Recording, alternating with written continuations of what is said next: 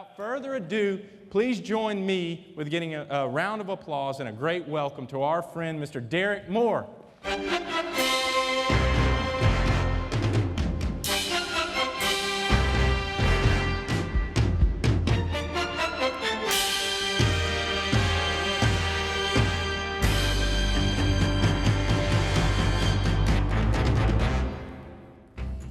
Wow, that's Monday Night Football. Wow. What an introduction. Scotty, I've got 2 checks for you when this is over.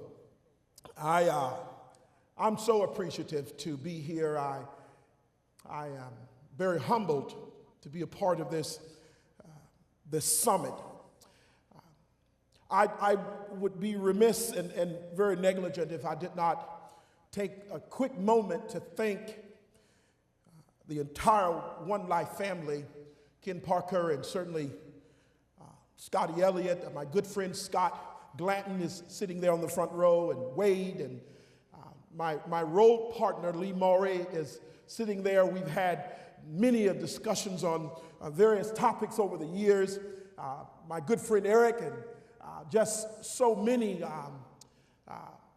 of the One Life team that's here. And I say that about all of you. I'm very appreciative to your support over the years in my mission in life. And I am at loss for words, to be completely honest, and I'm never at a loss for words. But I am when I think of this group. I'm indebted to you. It's not deserved on my part, but I appreciate you inviting me to be a part of these special events that you host. I've often said that if you want to be great, follow greatness, and you'll be great. If you want to be less than that, then follow less than that, and that's what you'll be. And I can tell you unequivocally that there is greatness in this room. And I am just a small fraction of someone that's had the good privilege of being a part in the presence of so many uniquely gifted, talented people that are experts at what they do. And when you're around them, you can't help but become a lot like them if you're listening and if you're actually participating. And so those results have certainly afforded me these stage moments that, again, I don't deserve them, but I humbly receive them. I do want to warn you of something about me here this afternoon. If I am nothing else, I'm 2 things. I'm a sweater and a spitter. Get ready. That stuff starts falling off of me. That bald head gets glistening up, and my body temperature gets raised to another level, and I can't help it. And so hang in there, and that's not to offend you, by the way, as much as it's a part of my dynamic.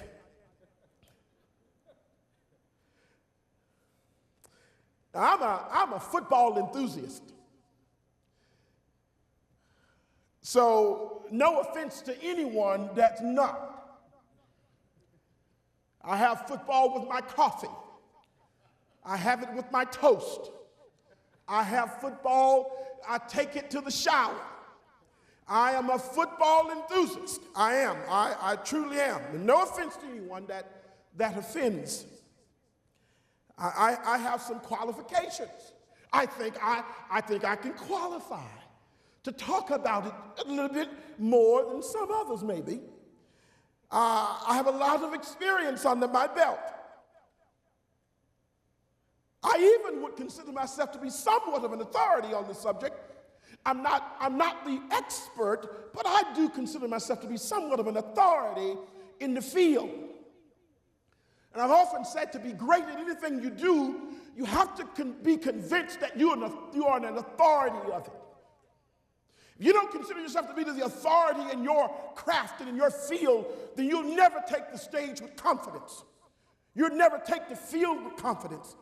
If you don't believe you're the authority, that you bring what they're looking for, you're not looking for what they bring, they're looking for what you bring. And I think a big part of that is to recognize that you're an authority on the subject and in that area. Let me pause for a moment. I've got a little business to take care of. As I said, I'm a football enthusiast, and so I watch all kinds of football events, all brands. I played on every level. I've been exposed to some of the most incredible athletes in the world, and I will never forget one. I was in the huddle with Jerry Rice and Steve Young in San Francisco, and I'm just a little country boy from southwest Albany, Georgia. And I've not gone too far from home, but when I went to the 49ers and I watched these guys on television all my life, I've had a good, Jerry Rice, the greatest receiver, Mississippi boy. And I remember being with the 49ers. They made a trade for me from the Lions to come to San Francisco, and I was brought over to be the starting running back for the 49ers. They had just won the Super Bowl the previous year. I missed it by a year. But I'm in the huddle, and we're in a big time scrimmage going on. We're deep into camp, getting ready to kick the season off, and there I am in the huddle, and I'm sitting there in the huddle, and all of a sudden I start to laugh. And Steve Young is standing just to my left, and he looks at me and he says, "Hey, what's wrong? What are you doing?" And I'd look at him in the huddle. We didn't break the huddle. I said, "You're Steve Young." That's Jerry Rice. He looked at me and said, "Man, you gotta be kidding me." I'm just enamored with greatness. Isn't that good? I was in the huddle with my heroes. How about that? Pretty amazing. Let me take a look at something. The college football playoffs. How many of you are into that? Yeah, we got quite a few hands up. Yeah, I love that stuff. I love it. And I sat on my couch and I'm dissecting everything and looking at it. Of course, my yellow jackets, we came up a tad short. Dadgummit. I must have delivered a terrible pregame against.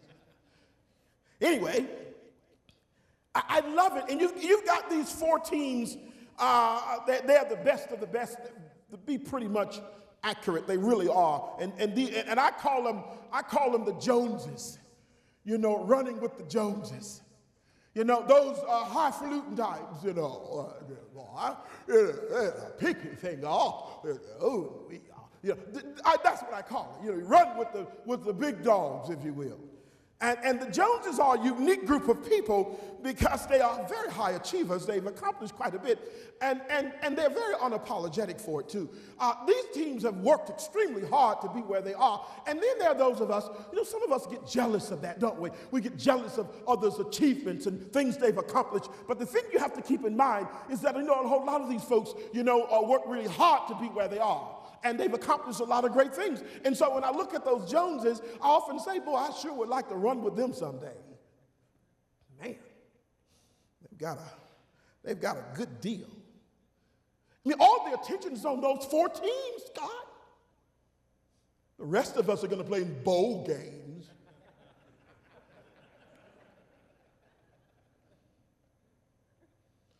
These four are going on to bask in the sunshine and the glory of football, worship. And we play the tax layer bowl.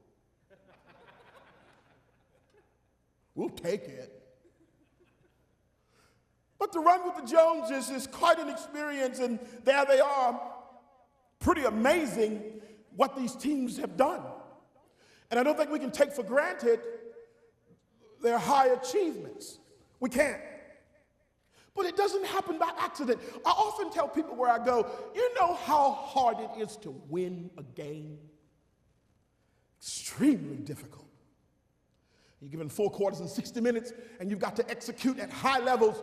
You've got to be attention to detail. You've got to be able to bounce back from adversity. You've got to be able to overcome injuries. You've got to be able to look at your plan and plan your work, and then you go to battle, and then the plan doesn't look nothing like that. It was all said and done. You did all of that to win one game. It is extremely difficult to do. It really is. But these 4 teams, you know, they're extremely motivated by the idea that they want to be remembered as the best in the business in FY16. And I call that football year 16. They're going to be remembered as the best. And we've got 4 that's going to duel. And so here's what I'd like to do. I'd like to have a little internal debate. Can we have that? Can we have a little debate? Are there any debaters out there? A few debaters. I'm going to call on a few debaters, okay? That's what we're going to do. I'm going to make you a part of this presentation because I'm making a point here. Just hang with me for a moment. But I want to explain it because I think life is about a lot of perspectives. It certainly is about a lot of opinions. And obviously, the football playoff committee, the only opinion that matters is theirs. There's yours, mine, and then it's theirs.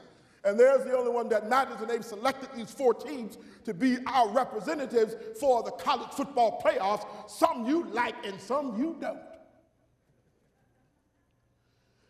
But we do have an opinion, so we're going to exercise our opinion.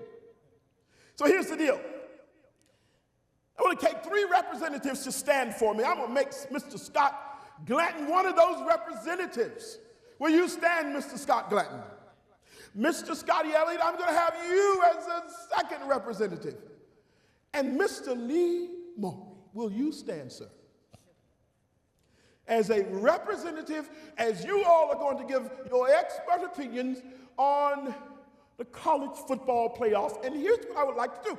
I would like for you to make a case, Mr. Scott Glanton, you're first, for or against the Buckeyes of Ohio State. And Scott, I know you don't have a microphone. We're going to bring one down to you because we want to make sure we get it on tape. 23. Well, you've got approximately 1 minute and 30 seconds to make your case. It may not take that long. The Ohio State Buckeyes are 1 blocked field goal and 1 blocked punt away from being the best team in the country. Go Buckeyes. That's what I'm talking about. And we beat, mind you, some of the best teams there is in the country, Wisconsin, Nebraska, and Michigan, in the game of the year. And therefore, Mr. Moore, Ohio State, the Ohio State Buckeyes should be number 2, although we'll take number 3 in the college rankings. And I can't wait to go to Tampa to play those Roll Tide. Wonderful. Mr. Lee Moore, will you make a case for Penn State for or against the Nittany Lions? Scott's a friend of mine. It's going to be tough now. Well, when you look at Penn State and the adversity that they've had to overcome through the years, they've built back quite a program. Ohio State had them beat handily. And yet they came back in that 4th quarter, and it really wasn't close, Scott. They've got a strong argument. They're also down 28-7 to Wisconsin in the Big Ten playoffs, and I turned it off. You figure it's going to be a rout. Well, they came back and beat Wisconsin, 35-28. So they won the Big Ten. They are the Big Ten champion. Of the 4 teams in the playoffs, 3 of them are conference champions. 1 of them is not. I rest my case. Wow. Mr. Scotty Elliott, you please, sir, make a case for or against the Washington Huskies. Oh my goodness, that's going to be a tough one. Mind you, I've had no preparatory time, and in typical Derrick fashion, he just impromptu asked us to come do this. Well, let me preface it with this. First off, I think Florida Gators have been ripped off, okay?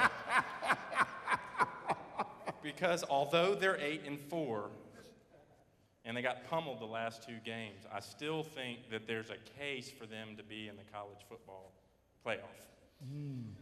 And so who am I supposed to be for or against? For against the Huskies. Oh, okay. So the Huskies slipped in, okay. Well, by virtue of the fact that my good friend Mike Pasalia is here with us this week, all the way from Yuba City, California, and that he went to grade school with Chris Peterson and is a good friend of his, and I'm trying to land him for one of these events, I'm pulling for him, and I think that we should all advocate them to win the championship, because that would be pretty cool to have them at a leadership summit, or have Chris Peterson at a leadership summit after just winning the national title. Wow. There you go. Wow. Give these gentlemen a hand. Now, I have my opinions. Scott Glanton.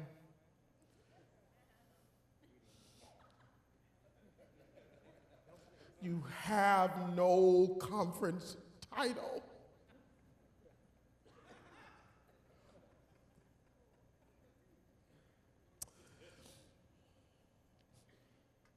Washington, you didn't play anybody.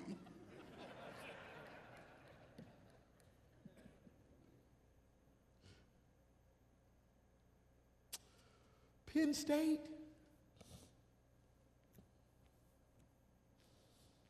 you didn't look good against Michigan. I would imagine there's an opinion and a case for all of them, and certainly our loyalty to our particular team of choice will tend to bend us in that direction. But I can tell you this, they are special programs, all of them, for their accomplishments in 2016. And they are leaving their imprint on how we remember them. And as I dive into just that thought for a moment, I want to present it in such a way that you'll have some unique takeaways from my session with you. And I got to thinking about all the great athletes who left their imprint on the athletic community. No matter the gender or the ethnicity or the sport. And sports has always resonated greatly with America. They were so amazing that none of us will ever forget the mark they made in society or the impression they left on us.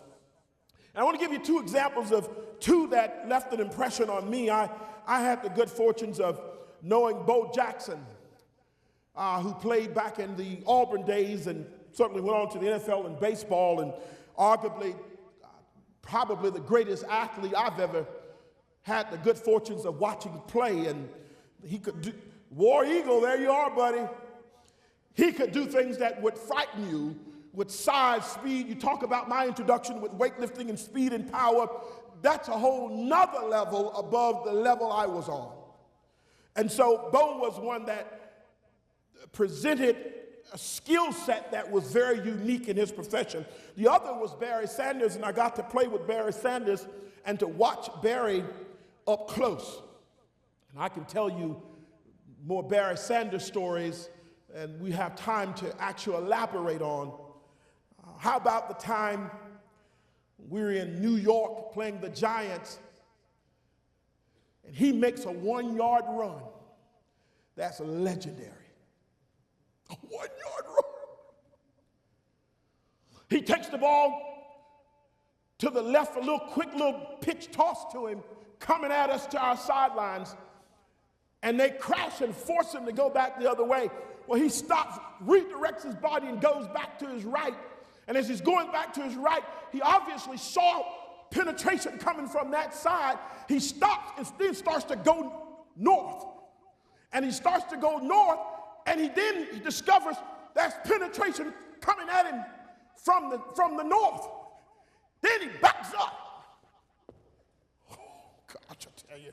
He backs up, and then he just sits for a moment, and when he does this, the entire defense stops and does the same thing.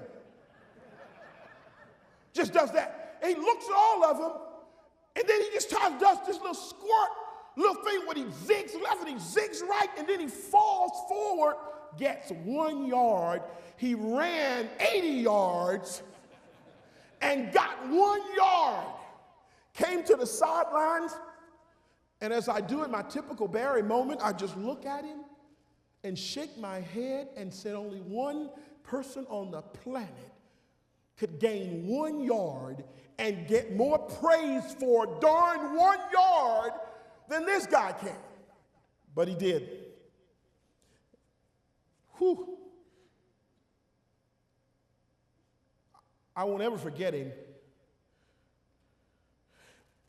We were playing the Patriots, and he breaks into space, Scotty. He breaks into space, and when he gets into space, there's this defender that's coming to make the tackle on him.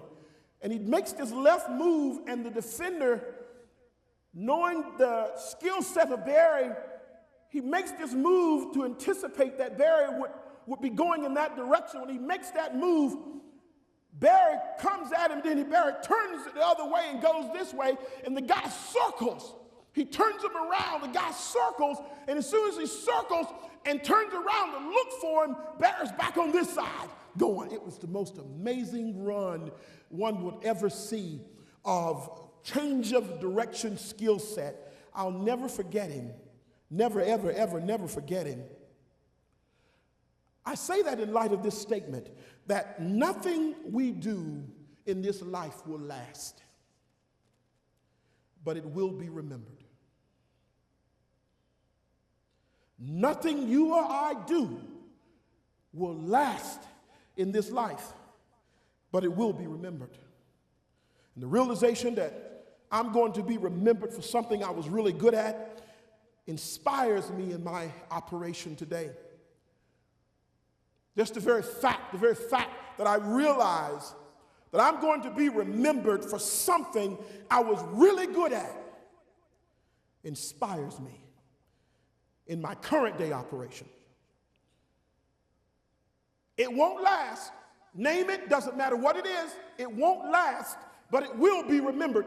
And it's important that we know that it will be remembered in either positive light or negative light, but it will be remembered. So how I operate in my current position or where I am in my current place in life matters if I care to be remembered or I care how I'm going to be remembered. And these 4 teams that are playing for this trophy will forever be remembered as the 4 selected as a result of their hard work. I always say that Father Time will catch up to all of us eventually. But what you did or didn't do will always be remembered. We'll remember it. I've been telling Barry Sanders stories since I left the National Football League. And I remember the people that worked to my left and the people that worked to my right. And every place I've ever gone and been employed by, I remember everyone I've ever worked with. And I can tell you what kind of worker he or she was. And you know, quite honestly, they can tell you what kind of worker I was. My strengths, my weaknesses, my team player mentality or lack thereof. And what's fascinating about this concept is that I don't know how much we really appreciate or even consider it. Because I personally want to be remembered for the exemplary things that I experienced or things that I've accomplished or lives that I've positively impacted and changed. And so my life becomes a blazing trail of memories and experiences that when you look back over the ledger of my existence, you find my impact. You want to be remembered. How do you want to be remembered? The only thing about us that keeps on living are the things others remember about us. That's it. Nothing else survives. The only thing that keeps on living, everything else dies away. Everything else fades away. Your office gets taken by someone else. Your production numbers get surpassed by the next person. And so it goes on and on. And so you say, well, why am I doing this? Why do I want to be different? Why do I want to be better? Why do I want to be the best? Why do I want to walk with the Joneses and be among the four? Why does it matter that I come to a leadership summit? Why does it matter that I do better next year than we did last year? Why does it matter that I look for the kind of team members that's going to take us to the next level and the next level and the next level? Let me tell you why it matters. It doesn't necessarily matter in the context that you're thinking, but if you care to be remembered, it matters. Because we're going to sit in our office, those who come behind you, and they're going to talk about your successes or your lack thereof. They're going to talk about your innovations, and they're going to talk about your implementations. They're going to talk about your partnerships and your arrangements. And they're going to build bridges as a result of them or not. How do you want to be remembered? And we don't necessarily get to think in that context very often because we're so busy going and going and going. But I think it's important to take a moment, to take a breath and say, are we doing this right? Are we doing this at the highest level that we possibly can? Because someone's going to remember it. Someone's going to take stock in what you and I are doing. Someone's going to use it as an example of how to or how not to. Someone's going to look at your statistics, and in my business, my former business, they're going to look at your statistics, and they're going to say, hey, is that the kind of leader we want to be, we want to follow? Did he or she set the pace for us, or do we need to rearrange it and set a new course? And so the reason I get up in the morning and I do all the things that I want to do, and I go to places and I think it through and I process it and I plan it, is because someone's going to remember it. And then they're going to tell a whole host of people about it. So, where are we? The only thing about us that keeps on living are the things others remember. So dotting the I's and crossing the T's is of great value. I want to be an I dotter. Scott, I'll never get to do it. And Urban Meyer's a friend of mine. They dot that old I in old Buckeye country, don't they? Woo-wee. But it's nothing like dotting the I and crossing the T's. And I think in any business that's profitable or any organization that's exemplary, one of the things they are painstaking attention to detail, and it's very important that they dot the I's and cross the T's, because if they don't, you've got poor leadership. It's not always easy either, but it's necessary. That's why those teams are where they are. Few mistakes. They think it through. They have a game plan for a crisis moment. They're constantly recruiting 3 to 5 years in advance. They're always predicting the unpredictable, and they're making the unpredictable predictable. They're always processing through those moments because they're also looking at the landscape, and they're looking at the competitive marketplace, and they're discovering where they fit and where they don't, and so they're always making adjustments as they go. They're always evaluating growth and retention and sustainability, and they're constantly evaluating all of those processes because they want to be great, and they want to get to the college football playoffs because they want to be remembered. Listen.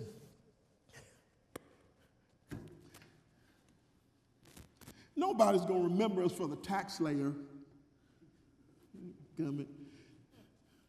Mississippi State's going to the St. Pete Bowl. I mean, they're good. They're good. They're good. But these guys are striving to be remembered for something that will go down in history as legendary. And so the work ethic is placed in such a way that that takes place. And so here it is. Value is what it comes down to, value. You know, we pay for value, do we not? We give value attention. Value is profitable. Whereas value, there's victory.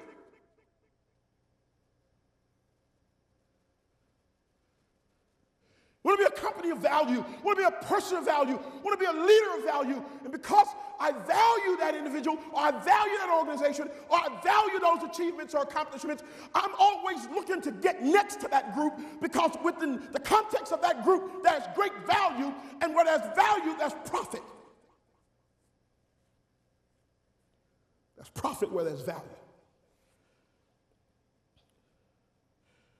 So let me do something real quickly in these last few moments. I want to examine these valuable I's and T's. Let me give them to you. You got to dot your I's, Scotty, Scott, Lee, and you've got to cross your T's. Because if you don't, you won't be remembered for the things you want to be remembered for. You'll be remembered, I'll be remembered, but are we going to be remembered for the things we want to be remembered for? And I can promise you, there are things that you don't want to be remembered for, and there are things that we want to be remembered for, and it's so important that I dot my I's and cross my T's so that I'm remembered for the things that are profitable. So let's examine them real quickly. You want to be remembered for your intentionality. That's the first I. Your intentionality. What you do, your ability to be decisive about where you're going, why you're going. Your intentionality to go and to grow and to know in certain directions that you're intentional about it. You're not stepping on accident rocks. You're basically, you know your plan, you know what you're thinking, you know where you want to go, you have incredible confidence in it, you've seen it happen before, you believe in it, you don't second guess it, this is how we do it, this is what we do, and regardless of what everybody else thinks, this is how we get it done. Do you believe in it enough not to change it when the wind blows? I often say, if you're going to make any changes, be able to prove it. If you're going to change it, have proof. Make no changes if you can't prove why you're changing it. Great leaders are intentional. Great organizations are intentional. They're intentional. No, we didn't do that because of any other process, but the reality that that's what we wanted to do, that's where we wanted to go, and we're very intentional about it, is what you do. Another I, you want to be remembered for your integrity. You want to be remembered for your integrity. That's how you do it. There's a way to get to the top of the mountain. But every way isn't profitable. There's a way to get there. But are you willing to get there the right way?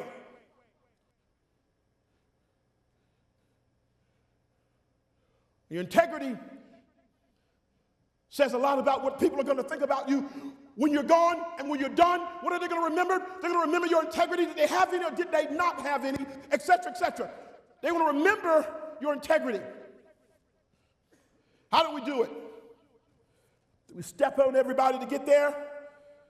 Or did we earn our way to the top? Well, there's one more. You got intentionality, then you got integrity, and then you get the icing. Let me tell you something. I like to eat.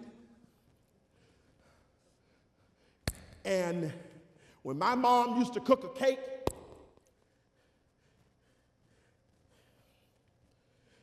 and she'd take it out of the oven and she'd say, don't eat that yet, I would go and cut it immediately. She said, I've got to put the icing on it. See, the cake's good with or without the icing now. But the icing doesn't, it's just, yeah. It just takes it to a whole nother level, does it not? You see, the icing are the results you get to enjoy. That's what the icing is. The icing comes down to the achievements, the experiences you gain as a result of your investment. That's what happens. The icing is that. And when you operate with intentionality, you do it with great integrity, you get some icing, and all of us enjoy icing because that's when we get to make our own personal deposits. Really good stuff. And the T's are simple. There are 3 of them. Tested, tried, and true. How good are you? That's to test it. Those 4 teams, they've been tested. They've been tested. You're not in the playoffs, regardless of what the pundits might say about a Washington or an Ohio State, or they've been tested and they've passed the test. They've been tested. There's no argument how good Ohio State is. And I've often said, as good as Alabama is, and Alabama's great,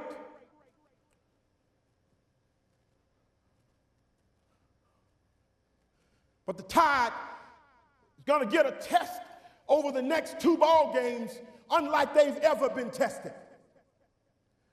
They break the huddle, look across the line of scrimmage, those on that side are going to look just like them. Can run like they can run. Those coaches can coach like Saban can coach. They even recruit out of the same circles. And so, to be completely honest with you, that first T is all about being tested. How good are you? The second T is tried. How good are you after adversity hits you? When you get knocked down, have you been tried to the point that you keep responding and keep getting up regardless of how often you've been knocked down? Because these 4 groups of teams have been knocked down. They've had people injured. Alabama's playing a freshman quarterback. Freshman's not supposed to be doing that. And in our business, you're going to be tried, and it's going to actually challenge our resolve to the point that we're saying, do I really think this can work? Do I really believe in this enough to believe I'll get the returns that we're looking for? They're tried, and then they respond positively to the trial. And then lastly, they're true. They're true to their day 1 mission. You know, all of us, I believe, need to have a day 1 mission. And your mission statement really helps you stay in contact with your mindset. It keeps your mindset, because along the road, your mindset can easily change. It can easily be altered. But your mission statement is something you're always going back to. You're always remembering on day 1 what you want to be, your purpose for getting up in the morning, your purpose for existing. And even when it gets difficult through the trying moments, you realize that my mission keeps me on track. It's what my mission does. It keeps me on track. And it keeps my mindset on the objectives that I'm reaching for. Tested, tried, and ultimately true. And of the 4 teams that are in this playoff run, one's going to step away with the trophy because they're going to be tested some more. They're going to be tried a little bit more. And we're going to find out how true they are to their day 1 mission. As I think through leadership and I think about the kind of leader that I want to be, or even the kind I'm looking to follow, I think they exude some of these very particular things. I really do. So I want to leave you with a question to ponder as I close out with you, and I might have one more quick story. How do you want to be remembered?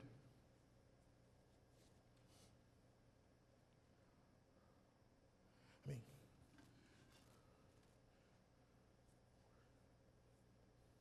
everything that you do and that I do is shaping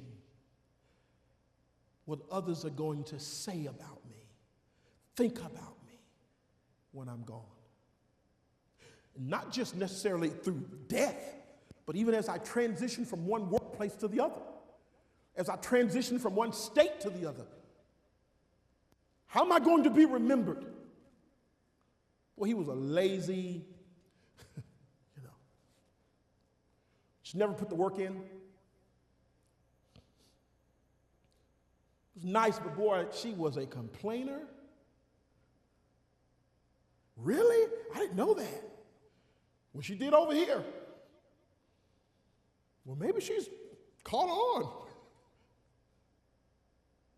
Oh, wow, what a producer that particular agent was. Boy, they could do it. They understood it. What a student of the game that individual was. And so what we're doing every day is we're shaping how we're going to be remembered. And I won't forget these 4 teams. And I don't honestly know what the outcomes are going to be in these playoffs. But I do know that Ohio State will be remembered for an 11-1 campaign that they put together. And Washington will be remembered for an 11-1 campaign that they put together. Clemson will be remembered for an 11-1 campaign they put together.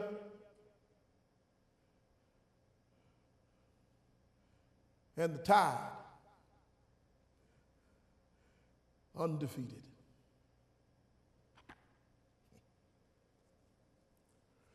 But there's one more thing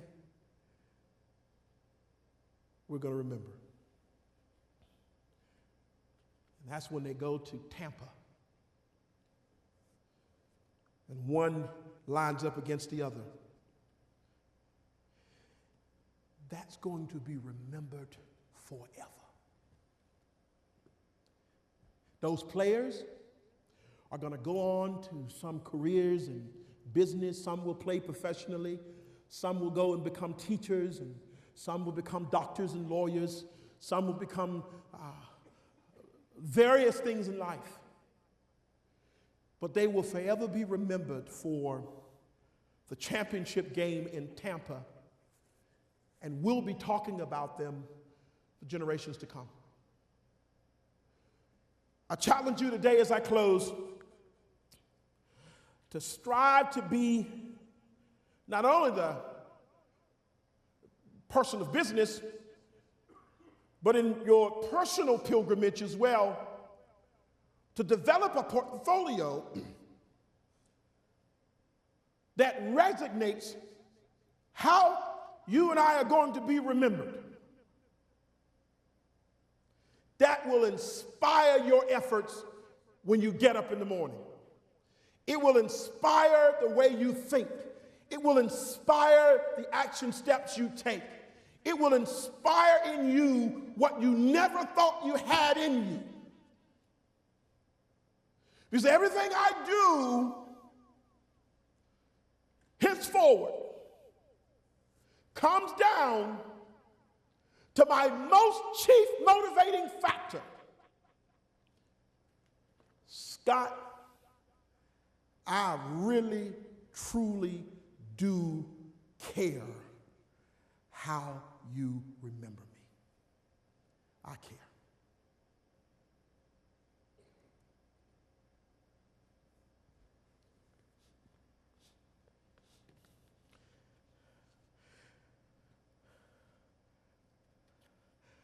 I lifted that 300 plus pounds.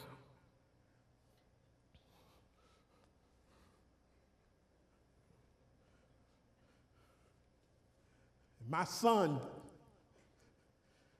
about 235 pounds, linebacker, always got muscles. Oh, he can do it. He's got a little confidence, you know. Boy, he's now 22 years old. Boy, he got a little hair on his face. Woo! So I take my phone, I pull up that video, then I compose it, and then I send it to him.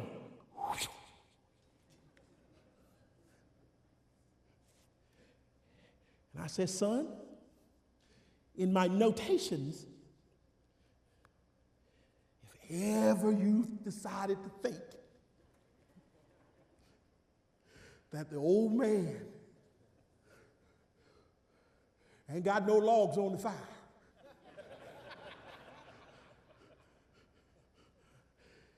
sit down, have you a nice glass of sweet tea, and before you contemplate the worst decision of your life, play the video. Thank y'all so much. I appreciate it.